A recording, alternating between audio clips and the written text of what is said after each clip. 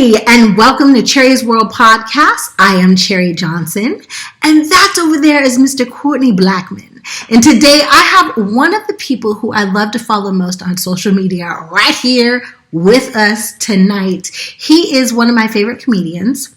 He is a great actor, and you might know him from Survivor's Remorse or the Plastic Cup Boys, maybe even Tyler Perry's show, Assisted Living. That's right. If you haven't figured it out, I have Mr. Naeem Lynn in the house.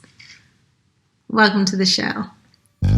The only podcast coming through your beat stereo is Cherie's World, so let's go around like a merry-go. Plug your phone in, make sure it got a full battery. Download it Wednesday, listen to it Saturday. She cover all topics, whatever you after. She got ball players, authors, doctors, actors, rappers, singers, entrepreneurs, divas, leaders. Androids or Apple, turn up your speakers. Trying to shoot my shot like the vaccine. Whether it's Cherie or Maxine, whether the podcast or acting, she that queen. PYT, you know what that mean. Saw you on TV and touch the screen. Touch on you, I plead Lil C's got a crush on you. It'll mean the world to get a blush from you. Teaspoon to me, leave you sleep like Robitussin do. Okay, so how you doing, babe? Thank you for being here. My pleasure. I'm good. I'm good, man. I'm happy to be able to do this for you and do this for us, right? It's going to benefit both of us, right? I appreciate it. You traveling today, huh? Yep. I've had a really busy last few days. I'm shooting my comedy special tomorrow in Atlanta. So, Atlanta. Exciting. Now you over there telling them old jokes about men when they're ready to get married? Nah. That's true, though. Everything you said is true. I don't tell no lies on stage. You know what? You're one of my favorite people to follow. Oh, and on social media. And one of the reasons why I really like following you on social media is because you're not falling into the pussification of what parents are teaching their children nowadays, especially in California. Mm-hmm. You're teaching your daughter like how to grow up and kind of defend herself with her mouth. Facts. The pussification. I think that's the first time I've heard that. Yeah, I mean, I'm teaching my daughter how to roast, but it's still coming from a fun and loving angle. Before we start, I always say, like, we're doing this so that if anybody bullies you, then you can defend yourself. You never start with anybody. You never say anything bad about someone first. And then when we actually do the roasting, I make her say something nice to the person after she cooks them up real quick. So I love it. I'm an East Coast girl. And that's kind of how we grew up. In fact, Courtney, I know you don't know, but this man right here roasted me on Twitter. And that really? That's how I even started following him. What joke you say on Cherie? Oh, I did? Yes. I thought you said he did. What did I say? I don't remember. You did. I don't remember, but you lit me up one day. It had something to do with my forehead and all kind of other stuff. But I can see that.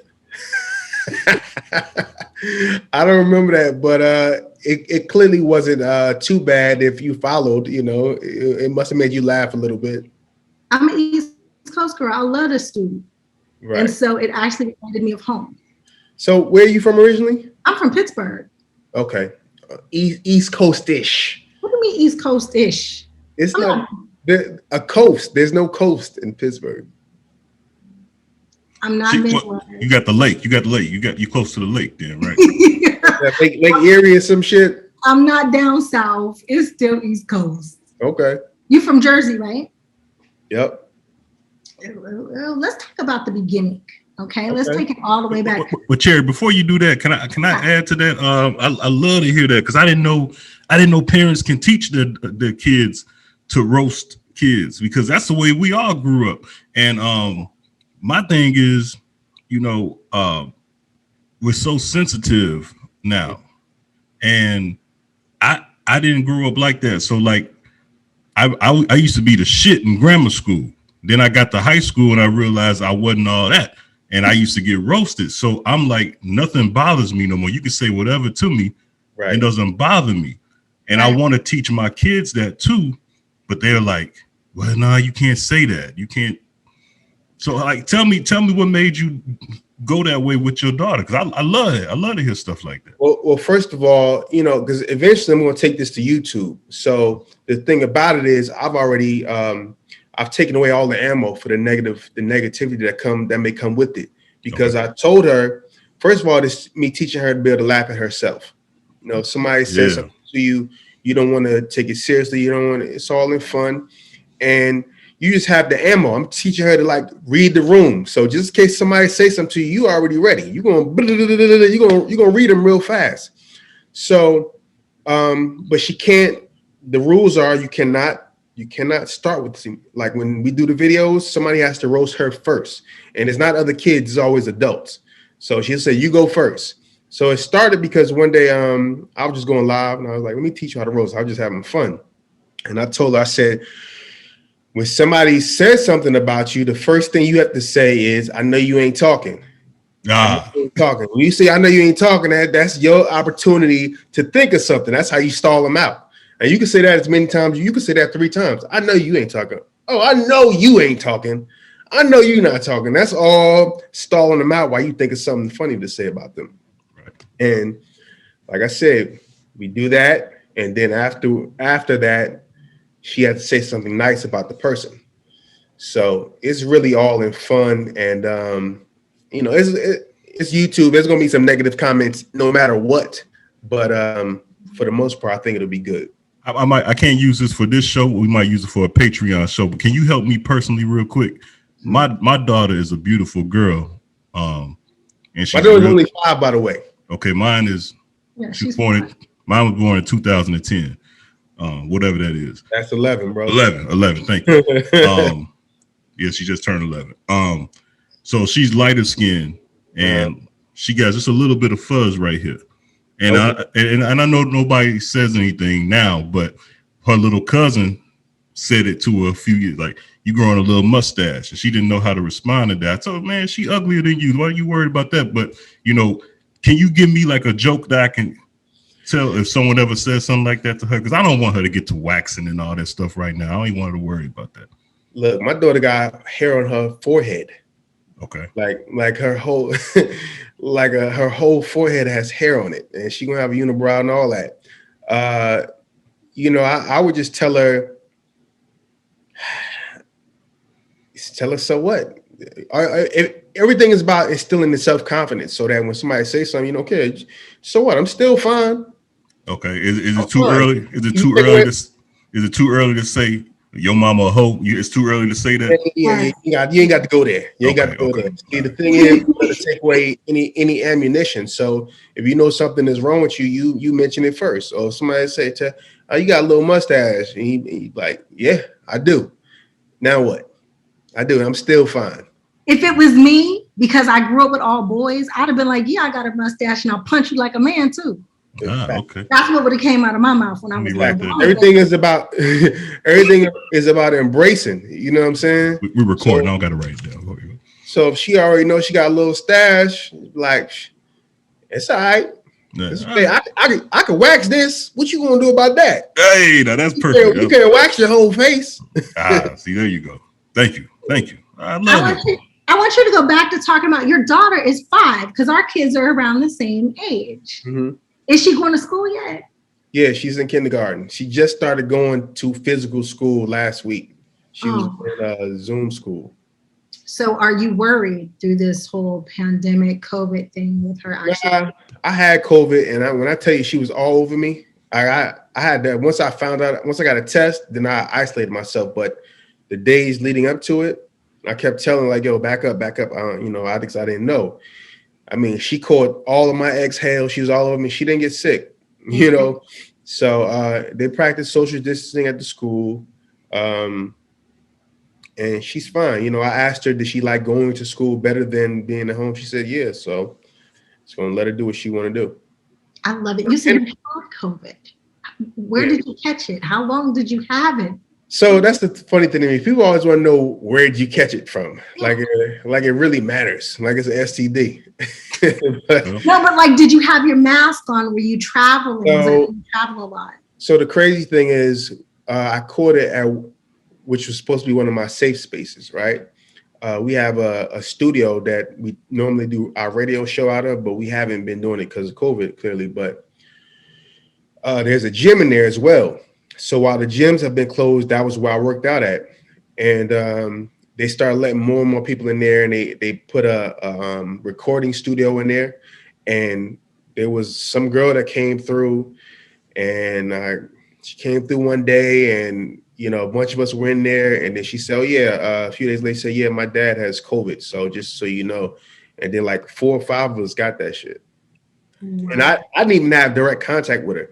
So one of the guys that that's doing a special with me tomorrow, Joey Wells, I did have contact with him, and he said that nobody want to take blame for giving it to you. He said, I got it from her because she was in the area, but I didn't even see that girl. I think I seen her from the back or something. Joey J. Dub Wells. Right. So yeah, I got it at the studio though. Wow. And I did not have a mask on. I was working out, and like I said, I was supposed to be in my safe space. Right. Oh, I'm really sorry to hear that, but I'm glad for recovery, no side effects. Yeah, I'm good. I lost my smell and my taste for a minute. I was worried about that because I thought that everybody got it back, but then I went on Twitter and people were like, "No, I never got my shit back." Or I know people that didn't come all the way back. I was like, "Oh shit!" So I was like, I was scared for like a day. I was in my feelings like, wow, if it never came back, that would be horrible. I got it. You want to eat?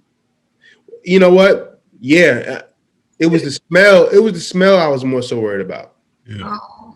Like the food, because I already could taste a little bit. So I felt like it was going to come back, but I couldn't smell anything. Like nothing. It was weird. Wow. I'm not going to monopolize the whole conversation because I know Courtney want to talk to you too. But since we're talking about COVID, the FDA says that at this current time, they're not approving like the vaccines, even though people are out getting vaccinated and whatever. They ain't putting their stamp behind it. How do you feel? I didn't know that. Yeah, no, they said they weren't going to approve anything until they felt confident. And when you go to get the COVID Meridian, is that one of them? Moderna.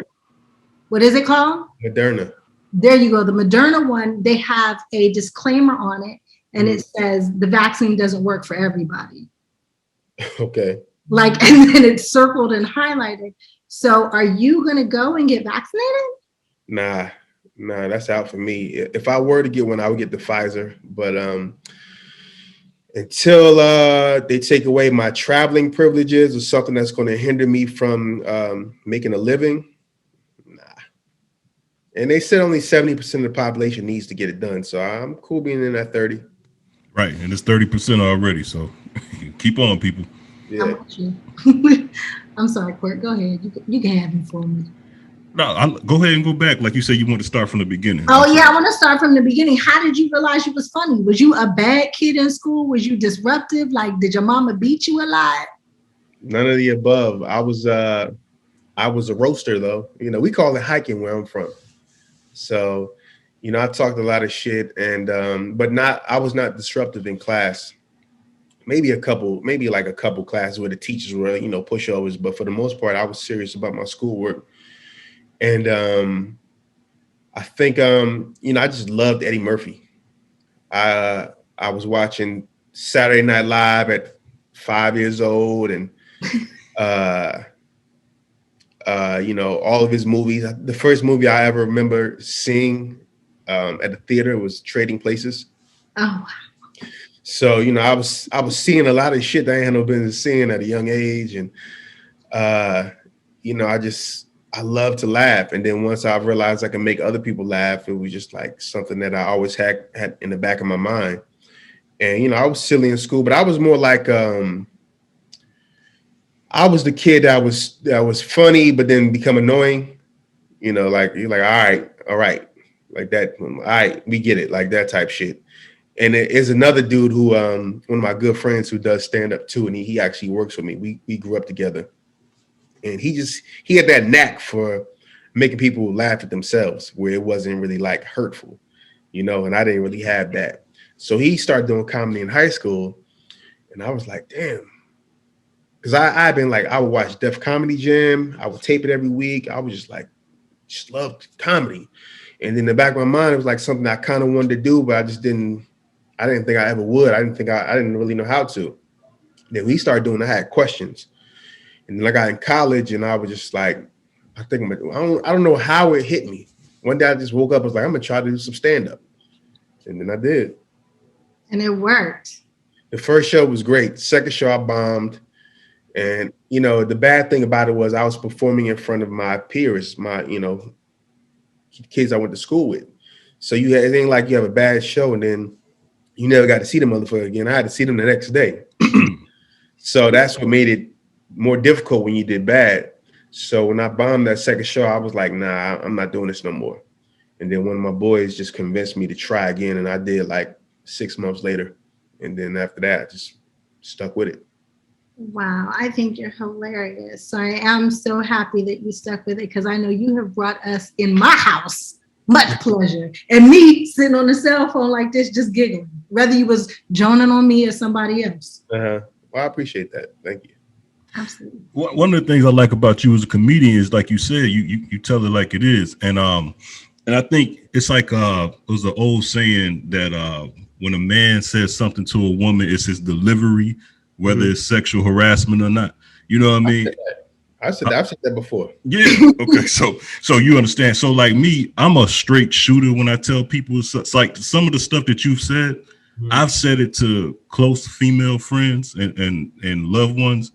And they say you're a negative person. You have a negative spirit. You have negative energy. But because I'm not funny, you know what I'm saying? So that's what I love. Everything that you say, like I was watching this at work earlier about marriage. It's all that stuff is true, man. Everything you said is the truth. Yeah. And if I tell somebody that, they like, you're a negative person. Don't bring that over here. So that's a gift. Stop saying it in person. You got to text it and put an LOL at the end. Well, you just giving out all the gems tonight. You got a serious face. They don't know how to take you. Yeah, right. Yeah, I've said before, sexual harassment depends on if you like the person or not. Yeah. If a guy is trying to talk to you at work and you got it bad for him and he say, hey, beautiful, you look good today. Oh, them pants look nice on you. And you like him, then it's not sexual harassment. It's only sexual harassment to a motherfucker you don't want. Then it's inappropriate. Kind of true. I don't know about that. Well, you can't just say, I want you to suck my dick. Yeah, it depends on what they do. Like, don't touch anybody. No, I didn't say anything about touching. I'm talking about compliments. Oh, compliments. Even if I don't like somebody or they're the old creepy like sugar daddy dude trying to get at me, I still appreciate the compliment. I still say thank you. Yeah, that's but we talking about harassment. We're talking about like at the workplace. It only can be harassment really at the workplace. Outside of that, it's catcalling. You can't press charge on somebody for trying to talk to you in a public place. It's work. So if you at work, let's say the director at your for your show, every day he says, man, you look great. You look great. But listen. One though, because I'll be like, thank you, boo. But what if he starts saying, those pants, I like the way those pants fit on you. Well, I'm ignorant enough where if he said it like that, I'd be like, thank you, because you ain't never going to get them off me. I think there's a certain kind of woman that gets sexually harassed in that manner, and there's a certain kind of woman that it doesn't happen to. I have been sexually harassed at work, but it was physical. And to me, that's assault. That's sexual assault. Okay, well, I've been assaulted, but I assaulted back. So the fight. Yes. But I don't know, just verbally, like it's kind of hard to come at a girl like me. Well, the thing is, once you say, yeah, I'm not cool with that, that's the problem. Like my mom is a boss, right? So my mom, she'll say like, if somebody says something inappropriate to her at work or she's not feeling it, she'll give you a warning. Yeah. A warning, you say, look, that ain't appropriate. Let's keep that out of the workplace, yada, yada, yada. And that's it. Now, what you do with that information is what makes it harassment or not. If you take that and say, okay, all right, sorry about that. No offense. You leave it alone. Now, if you come back the next week, you kind of like pushing it, you want this, that type thing, then it's a problem. Okay. But these days, you can't even say the first thing. It's no warning. That's really sad, though, because that makes men and women walk around kind of on eggshells. In fact, we had a whole sexual harassment seminar, and there was a bunch of things that we weren't allowed to say. And I was like, oh my God, I think like I might sexually harass Soleil every day. But like Soleil and I will be having a conversation on set, and we'll be like, wait, because we were told that it doesn't matter if she's offended. Because I'd be like, oh, she's a hot mama. She is a hot mama, you know. But I'm not allowed to say that at work because it's not her that I have to worry about offending. It's like it could be anybody on the set. So I really like am nervous when I watch. I feel like they make these rules not expecting you to live up to them, but keep you in a space to where you don't go down here. You know, so if we raise it all the way up here, when we don't want you to we raise it here, we don't want you to come down here. So if you stay in this space right here, then you're good. I believe that's what they want. Right. I appreciate it, but I kind of feel like it's a bit much sometimes. And I'm not saying it doesn't happen, ladies. Okay. So, but I'm just saying if you need backup, I got you. You talked about how you liked Def Jam. You did all Def comedy. How did it feel to be able to walk on that stage after a franchise that you had been watching for so long? I won't say that it was like a great time or something. I wouldn't say that it was something super special in my career because it had been reinvented so many times. You know, when they first came back in like 2006 or 7, that would have meant more because it was still, I think, called Def Comedy Jam. Yeah. Bob Sumner, who was the casting director for the show, he didn't put me on in that first wave. And then I got the opportunity to do Bad Boys of Comedy in 2007. And he was like, I was like, well, if I do this, can I do Def Jam 2? He said, yeah. And then when I booked Bad Boys of Comedy, he later like, yeah, man, I wish you wouldn't have done that. You know, you could have done Def Jam this season. I was like, you told me I could do both. He's like, I never told you that. Why would I say that? You know, these are shows are in competition. I was like, dang, Bob. Yeah, I was like, all right, buddy. I'm not even going. I know what you said. Maybe he wasn't listening when I asked the question, but yeah, I know what he told me. And so I missed out, but it's all good.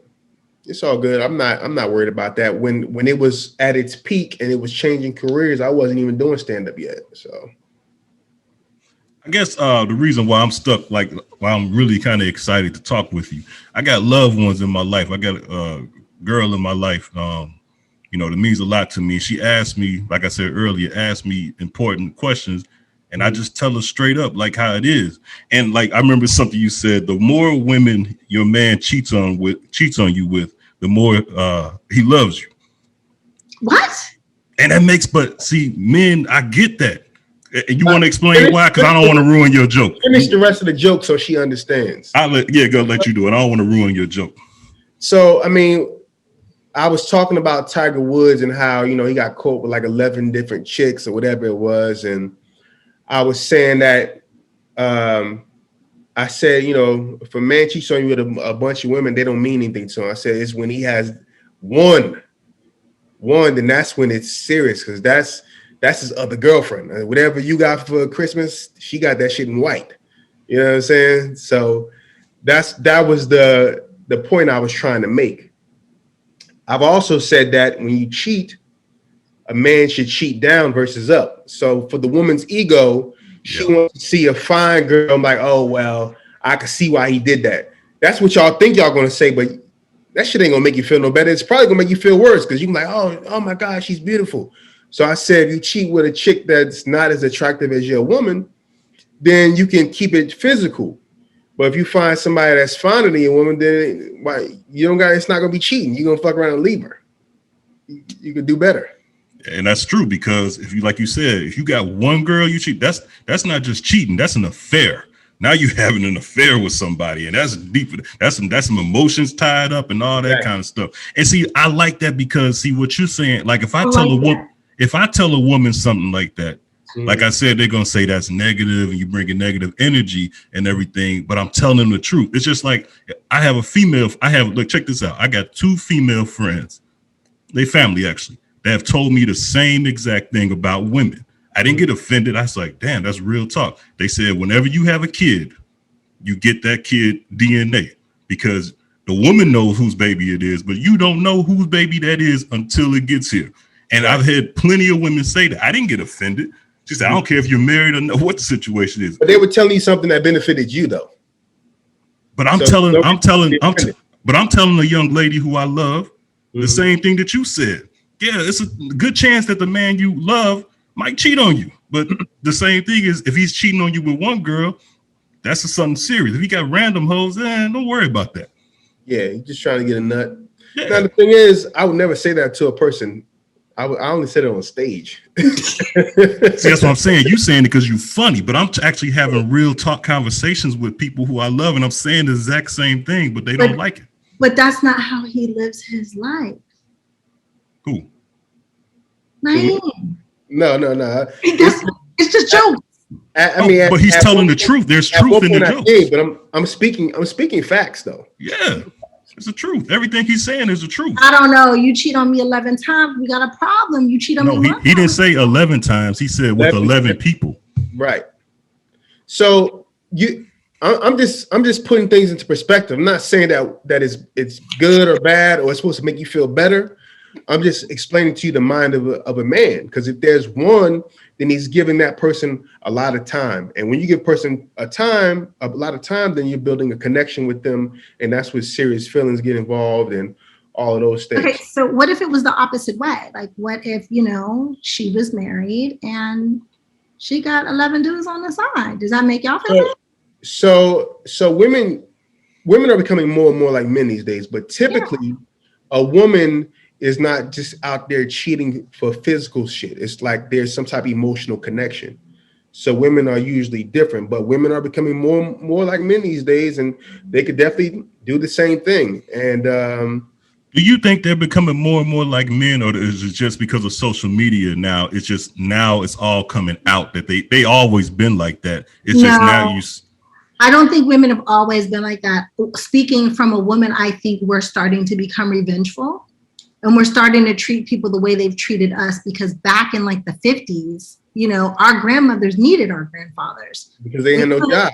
Yeah, they couldn't pay their bills. They couldn't feed their children without them, right? And a lot of them didn't even have a fucking license. They couldn't.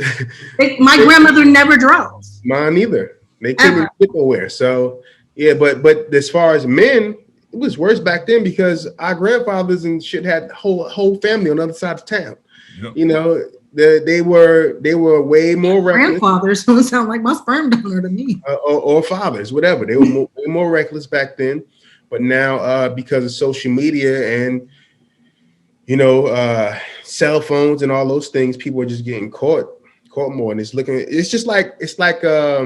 with police shooting black men. Like it seems like it's at an all-time high now because people are recording it when this shit has been going on forever, and it was probably worse back then. Yeah. Yeah, that's true. I definitely see it like that. Let's talk about this Tyler Perry's Assistant Living. Great show. Jeremy. It's a great How show. did that come about? A lot of people don't understand because he shoots in Atlanta, right? But don't you live in Los Angeles? I do. And he'll shoot 3 seasons in 5 days. So you don't need to be down here long. But I'm exaggerating, but he shoots really good. But you're telling the truth. Well, I just shot season 3 and we had 10 days of filming, 22 episodes. Damn. Yeah. So can I ask a personal question? Mm-hmm. Because this was my gripe with Tyler Perry. Mm-hmm. He was doing that when he first started. He was shooting like 22 episodes in maybe 10 to 15 days, but the crew and the cast was only being paid as if they were shooting 1 episode. And instead they were shooting like 3 or 4 that week. Oh yeah, I don't know anything about that. I get paid per episode. I know that I've heard rumors of, staff not having health insurance at one point, but he got it all the way together now. He has his own a real studio. The other studio was real too, but it was smaller. But now he has like the studio that used to be a Civil War Confederate Army base here in Atlanta, which where I'm at now, and it's amazing. It's amazing. It's huge, and so many other productions are using his studio. So, he takes care of us. He takes care of us, and That's awesome. Tyler Perry is he's mastered the art of spending a little money and making a lot of money. You know, and that's why he's wealthy right now, and all of his shows do well. So he's doing something right. Is he quarantining you guys while you're there working? So when I was doing the season 2 and season 3, we're in the bubble, so you can't leave the studio at all. And he puts us up in these houses that are on the lot. So yeah, and we have to wear masks when we leave the house, and we have to get a COVID test every 4 days. And huh? I was gonna say, I said, every 4 days. I was like, Universal was swabbing us daily. We got swabbed and we weren't allowed to go anywhere, but they put us in a trailer for 15 minutes after we got swabbed, and we literally weren't allowed out of our trailer. Mm-hmm. And we had our mask and our shield on, but we weren't allowed out of the trailer until our results came back. And could you leave the studio at all? No, we were pretty much, we had apartments right outside, but we were pretty much there. Yeah. So what happens is they start testing us like 4 weeks before, then they test once a week. Mm-hmm. And then when we get there, we have to take a test immediately before we can go to our house, or before we can leave. We go to the house, you can't leave the house until you get a negative test. And then we test every 4 days, and we have to wear a mask when we leave. And for me, it's a lot, because it's like we get tested before we get here. Everybody here is clean, and we can't leave the studio. So unless a bird is coming around spraying COVID on us, then nobody can get it. But they just, better safe than sorry. And I understood it. I didn't complain about it. It is what it is. I was thankful, and I was actually really happy at work because of it, because I felt like it was a safe place. Right. Yep. Sister Living is a great show, brother. J. Anthony Brown is one of my favorite comedians of all time, man. Tell me what it's like working with him. Man, Jay reminds me of myself sometimes. Like his sense of humor. Like he's like almost 70 years old, but he still got that kid shit about him a little. He's kind of immature, Mm-hmm. He's funny as hell. He's a really nice guy. I love working with him. And he's nothing like I expected him to be, because I never really met him before the show. Oh, okay. He has a comedy club in LA that I boycotted, because his son, the club is by the airport. It was like a good 30 minutes from me. And this is way back in like 2009. I went there to perform, and I had on a white t-shirt. It was like a, V-neck fitted white t-shirt, and the bouncer wouldn't let me in. I'm like, fuck me, like I'm performing. Like, no white t-shirts. I'm like, but I'm performing. So he went in and got Jay's son, and he popped his head out and was like, nah. He didn't even come out and talk to me. It was a glass door, and then there's the showroom door is right behind the glass door. So he picked out the showroom door, looked at me, and was like, no. And I was highly offended by that. Like, I'm coming out here to do you a favor, motherfucker. I'm not even getting paid. So I'll never go there again. And because how his son was, and a lot of people have problems with his son, I just didn't know what to expect from Jay. But Jay is like, he's such a nice guy, man. He's so cool. And we shared a house together on the last 2 seasons. And, I just kind of was like, looked at him like, looking out for my pop, I bring his scripts upstairs, slide him under his door, whatever he needed, that's my dog right there. And y'all are so funny together, man. It's a funny show, man. Yeah, I can't wait for everybody to see season 2 and 3, because season 1 was hard for me. And when I watched it back, I wasn't pleased with it. So I was able to watch it and say, okay, these are the adjustments I need to make. So I feel like I did really good on season 2 and 3. So I'm excited for people to see that. But I feel like it's always like that, right? Like, you got to get your feet wet, get your chemistry, get in your groove and your character. And then as the seasons go, you grow. Well, I think for me, it was the adjustment of doing a sitcom for the first time. And it was also the pace that we were taping at. And then also, like, my guy is kind of like the straight man.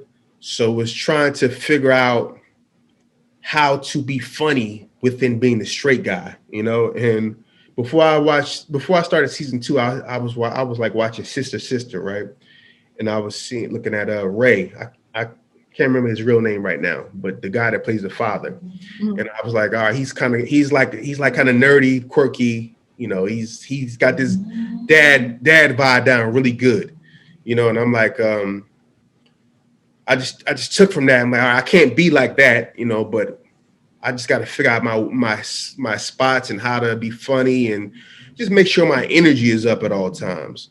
And that's how I approach season 2. And I think that, like, I haven't seen it, and I was hoping that season 2 would air before season 3 so I can make even more adjustments. But I think that I left feeling confident. Season 1, I was like, I don't know how that's going to come out. And then I saw it and I was like, because I've done acting before, and I've always gotten praised for the little bit of work that I've done. Wait, don't downplay yourself, bro. No. I've only done Survivor's Remorse. I've done 1 episode of Shameless, and that was it. And Survivor's Remorse, I only did 5 episodes. Didn't you do the house, the husbands of whatever that is? I did 1 episode on there, and I played myself. It was like really, really quick. It was just like I was on stage, and The Husbands of Hollywood, the House Husbands of Hollywood. The Real Husbands of Hollywood. Real Husbands of Hollywood, yeah. And then I went like in the green room and had a quick conversation with Kev, and it was just like I was really just like saying what over and over. What I do? Like, that was it. But I think you were funny, and that's not you. I won't say that it wasn't funny, but it was just like, I'm just saying that I didn't have much experience as an actor prior to this, but the things that I've done before this, I was better at. So now, you know, having a leading role and, you know, finally getting that moment, you know, you just want to do well. So I think you do a good job. You're very believable as a dad on that. So, you know, you do a good job. That, man. Well, yeah. You know, holler at me after season 2 and tell me if you think it was better. But I appreciate the love already. So tell me, okay, so you say you don't have a lot of experience acting, but you have a ton of experience writing. Writing jokes. See, so if you look at me on IMDb or whatever, then it's going to say like writer, which I don't know why, because I think I've got a writer's credit for like Laugh My Pain, one of Kevin's specials, but I've never done any writing. Only writing I've done, I wrote a pilot for HBO, a show that I sold that did not get picked up. And that's the only real writing credit I have other than writing for myself.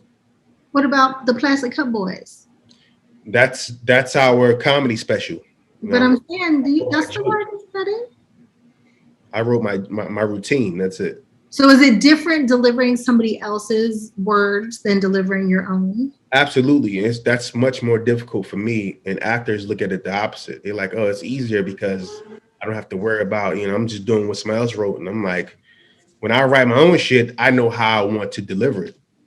When I'm delivering someone else's writing, you have to translate and hope that you got it right. Yeah. How did you meet Kevin Hart?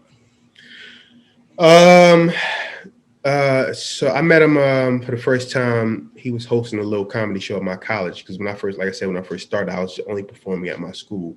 Okay. And that's how I met him. Then we just got cool from being on the Philadelphia comedy scene. Oh, okay, cool. Okay, so I don't want to keep you forever, but I have to let you know that my daughter and I had this conversation about you. Tom and Jerry was my favorite cartoon growing up. It is something that my daughter and I do together, so I'm really excited about you doing Meathead's voice. What was it like to be able to go in the booth and do? Are you laughing at me, Courtney? No, I'm just like I forgot I forgot about that. That's right. It was a good movie, man. Good movie. Yes, I was just about to tell you this is something else that I can't really take credit for. So Tim Story, who was the director, he reached out to us and he said, I think the Plastic Cup Boys would be cool to do the voices for the Alley Cats. So we went to our studio, we went in the booth, and I think we just kind of did a little improv or something, or maybe they had some lines. I can't remember, but I went in there and then I didn't hear anything. And then he reached out to us a few months later and was like, here's some lines, just record yourself doing this. And I had like one line. It was like, I don't know, ouch or some shit. I don't know. And Then Harry, who was he's one of the Plastic Boys, and he was the person that was in contact with Tim.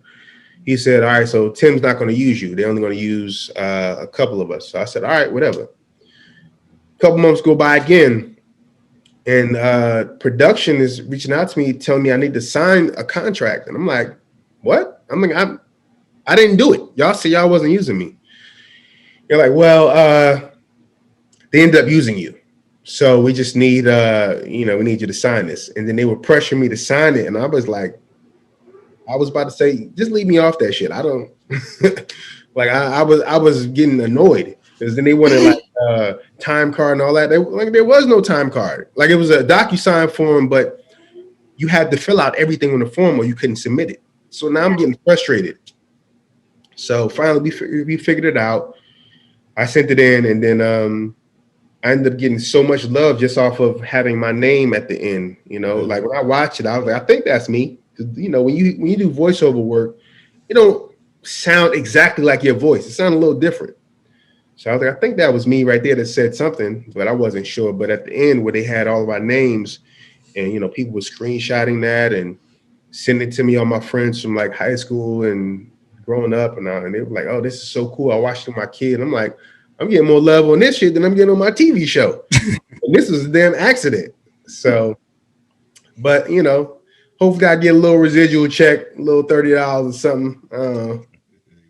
It all goes to the bank the same. Hey, give me your top 5 comedians of all time, brother. Me, and Eddie Murphy. Yeah. Well, who's the fourth guy again?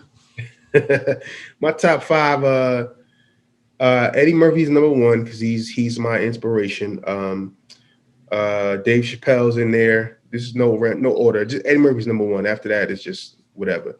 Dave Chappelle, Kevin Hart. You want explanations why? Oh, keep going. Yeah, but keep going. I want to know who your 4th and 5th one is.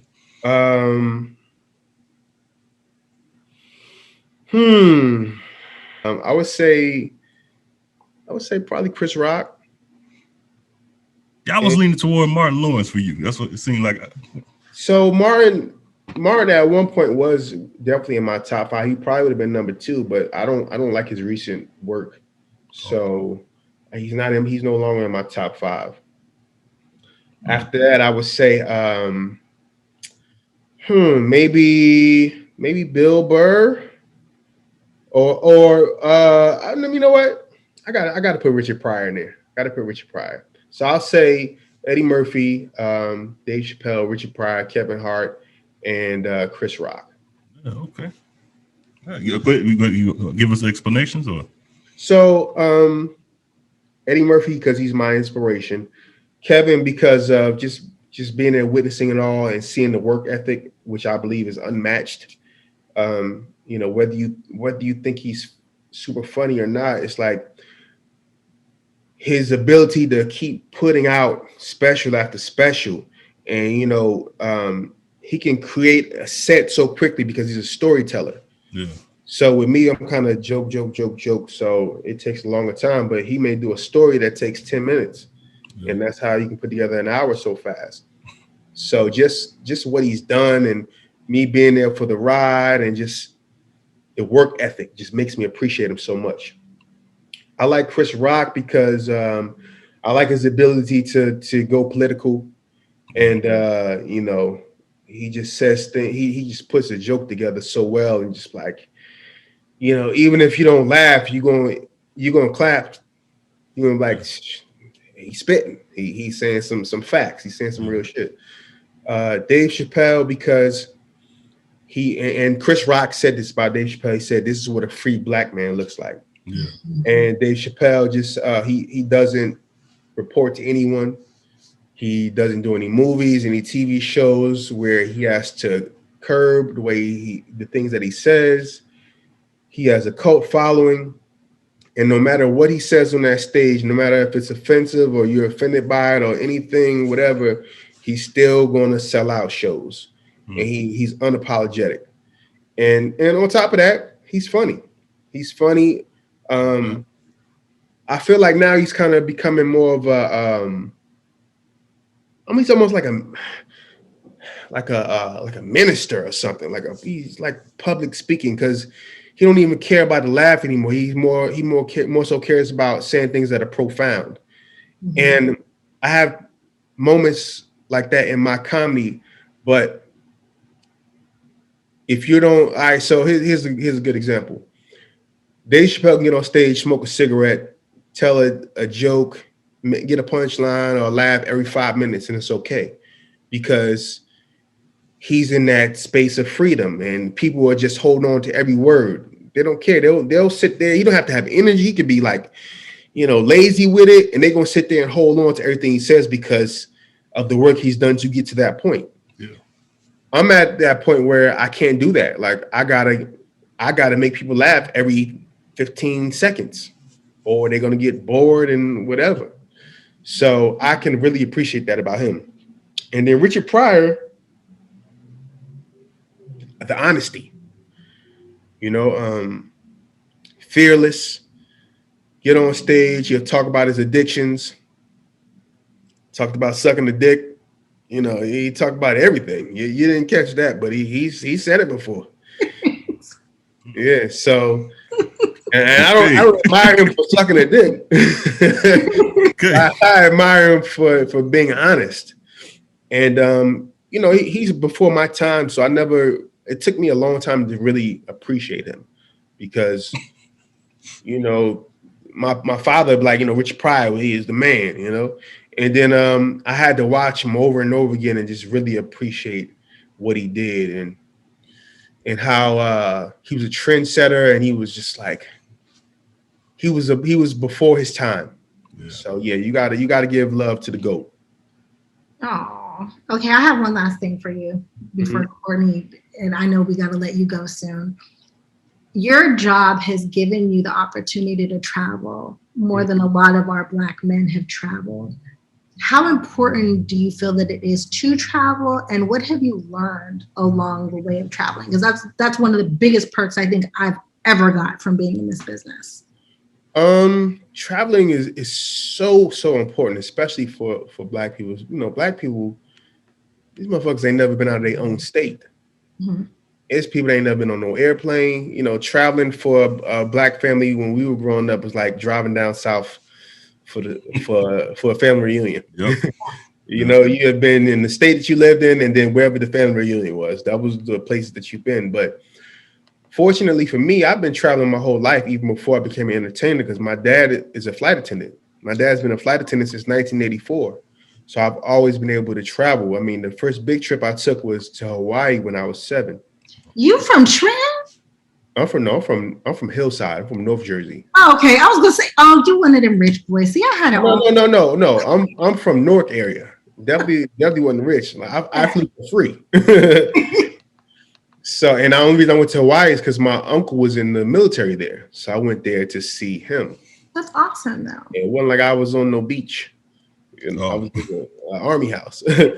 So, but traveling for work has taken me internationally. So I've been to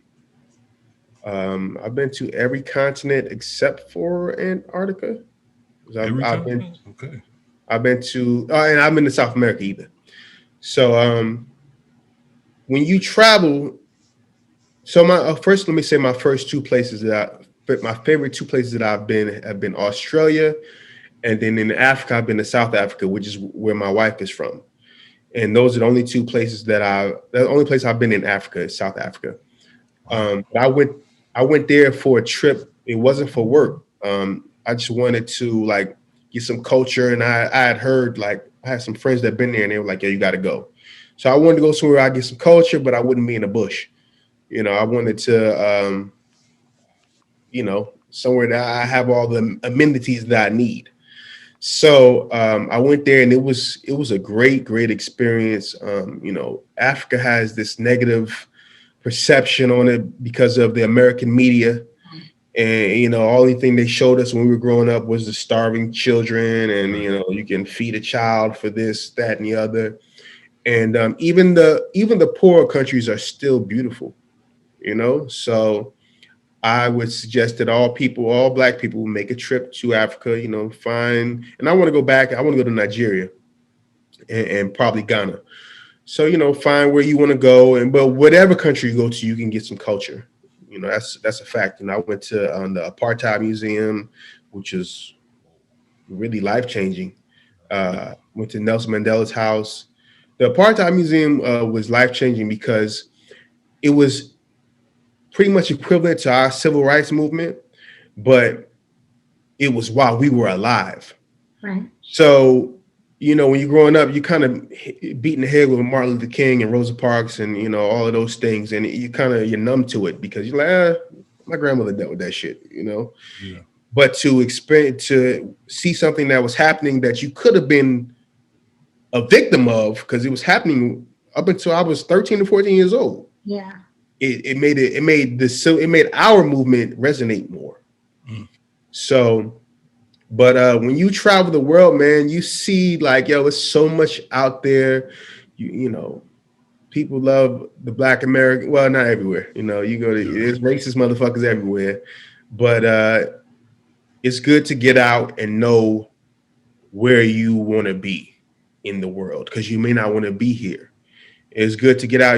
People think soulmates, which is bullshit, but you think you find your soulmate at your high school. You ain't met nobody. It's 8 billion people in the world. You ain't met nobody else. You think this is it, and maybe it is, but you got to get out there and really experience the world. And it's a lot of beautiful places, and there's a lot of amazing places. I've been to Thailand. I performed all over Europe, and pretty much anywhere where they speak English. I've been to Norway, Sweden, Denmark. I've been to Germany, UK, of course, Ireland, performed in France, all these places, and the shows were amazing. So yeah, I encourage all Black people to travel the world as much as you possibly can, and travel the country too. But after saying all of that, I still would rather live here, and mainly because I'm an entertainer. Because this is where it's at when it comes to the big screen. If I wasn't an entertainer, then I wouldn't mind living somewhere else. Hey, I could tell Eddie Murphy really is your inspiration. You met your wife in Africa, huh? Man, I got jokes about that shit too. Like Eddie Murphy Raw, huh? Yeah. Fufu. Fufu. The difference is I got down there and realized her and her family had way more money than mine. Oh. Yeah, she picked me up in a Mercedes truck. I was like, oh shit. Dang. I'm about to rob them. I'm about to save them. I went down there like, I'm about to rob these motherfuckers. But yeah. This is my last question for you. Do you think is it harder the more successful you become? Mm-hmm. Is it harder to be funny? Right now it's harder for me to be funny because of cancel culture. And it makes you stay away from certain things that were okay before. I'm still an edgy comic. I'm going to say some offensive shit, but it's certain things you got to just stay away from. Of course, like LGBT stuff. But yeah, the way I look at myself and my level of success is much different than outsiders or other people look at it.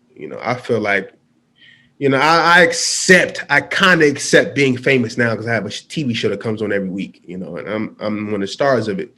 But I feel like when you're really famous, like people recognize you everywhere you go. People are gonna ask you for autographs and all those things, and that's not what I experience. So I kind of look at myself as more of an entertainer than a celebrity. I guess I want to follow up on that. I guess because a lot of comedy comes from the struggle, you know what I mean? And when you stop struggling, is it harder to be funny? Not relatable. That's why a lot of people criticize Kevin right now, because they say the things he talks about aren't really relatable. But Kevin talks, he's heavy family material. So, no.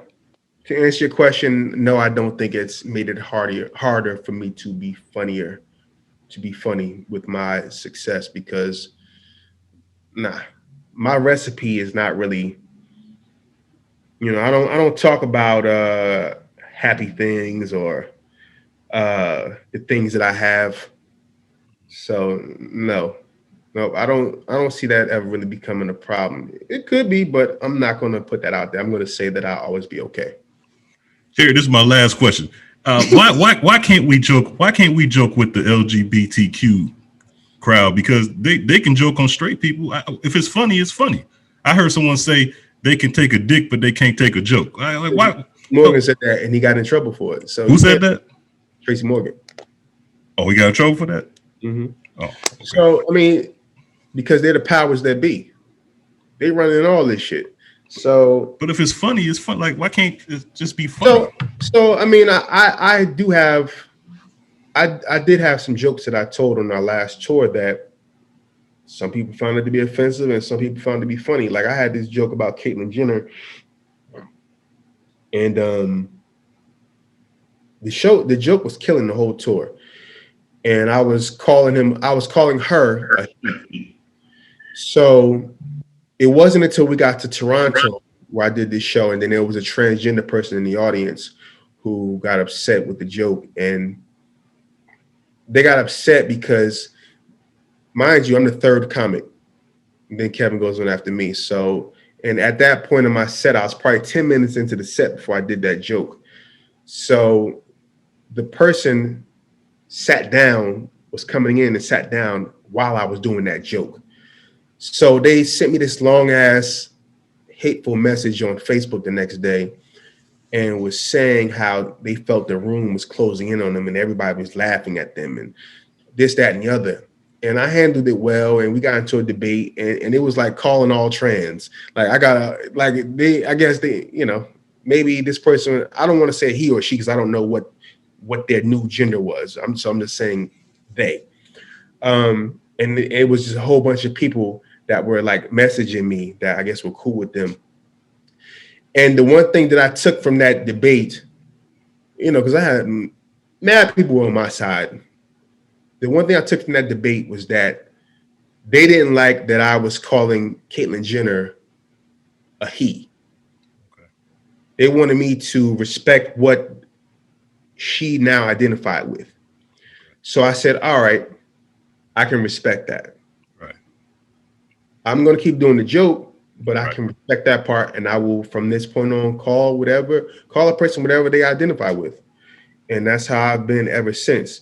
But the joke was it was funny. It was more so about Caitlyn giving herself a baby name. Like you old as shit. Like that's what I'm talking about. Like you should still be able to make that joke. That's funny. Like your name should be Blanche. The golden girl ass out here. Like that is funny. Joke. And then I went on to talking about Chick-fil-A. I still want to do that joke tomorrow. I'm not going to do it, but Chick-fil-A, I'm just like, Chick-fil-A don't fuck with gay people, Or black people, I thought. They don't fuck with Sundays, niggas, and gay people. But I said it's so good that I said Chick-fil-A is so good that I seen two gay guys protesting outside one day and got tired of went inside and got a sandwich. Hey, those sandwiches be good though. Hey, fuck that. This shit good than motherfucker. Honestly, I've never eaten Chick-fil-A because of that. It's worth it. It's a good chicken sandwich. I boycotted them because they endorsed Donald Trump, so I boycotted them. And then when he lost, I said, "All right, so we can go back, right?" I've never been there because they don't support gays and black people. I'm like, well, they don't need my little black money. You go try. Don't go. Have somebody bring it to you. That way you didn't pay for it. You didn't go there.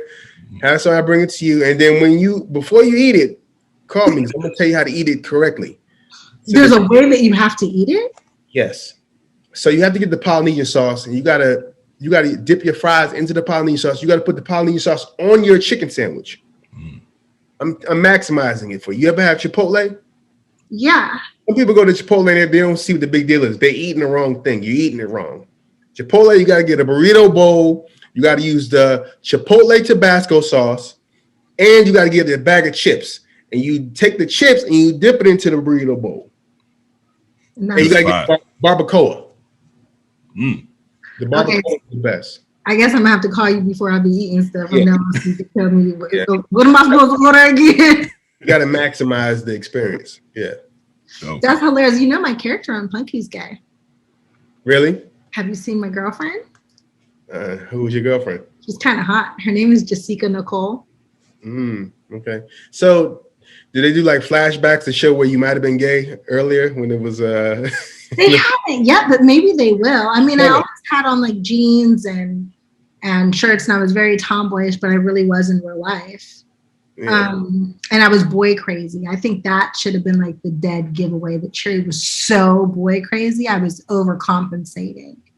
So when they told you that this the character was going to be, how'd you feel about it? They didn't tell me. They called me and asked me how I would feel if Cherie would be gay. It was a storyline. They had pitched several different ones. When we did the pilot, they didn't know. I had on my ring and I asked them, should I take my ring off? And they said, no, keep your ring on. It's okay. We know you're in a relationship and it's a great relationship. We just don't know with who. And I said, okay. So I kept it on. And then when we got picked up for the season, I got a phone call from the producers who wanted to talk to me. You know, those phone calls are always like, okay. The room was fired. Right. The room was like silent. And then I was like, it was quarantine, so I couldn't see anybody's face. I just heard that they were on speakerphone. And they were like, hey, so we pitched this and we were wondering how you would feel if Cherie was Cherie was queer. And I said, is queer not nice to say? Like I had to have a whole education, but like I was like, I'm queer, okay. And they were like, do you have a problem with her being gay? And so I hit him with, look, what I need you to do is I need you to get me a bad bitch. I need some TNA for everybody to look at. The room got silent, right? Because I'm like, I've heard my whole life from men, you were my first crush, especially Black men. There weren't a lot of Black women on TV then. It was like me and Tootie and Janet Jackson. Yes. And so I was like, I need for them to have some eye candy to look at as well. So the room was like quiet and I was like, hello. Well, my thing was just, can I have another lipstick? And, can it not be stereotypical what you give me? Right. And they were like, yeah. And they were like, oh my God, we didn't know how you were going to react, but that's not exactly what we expected. You know my mouth. So I said it a lot more probably vulgar than I just said it right now. And they were giggling. And they were like, are you sure you have no problem with that? I think it's great. Because who are you going to give me? People are going to complain either way. Yeah. If they gave me some Black man who I don't even know, but for whatever reason, they weren't going to like them. If they gave me Alan, the white boy on the show, then it was going to be a problem because it was going to be interracial. But they gave me a woman who's gorgeous. And I've gotten some flack for it, from my straight Christian community.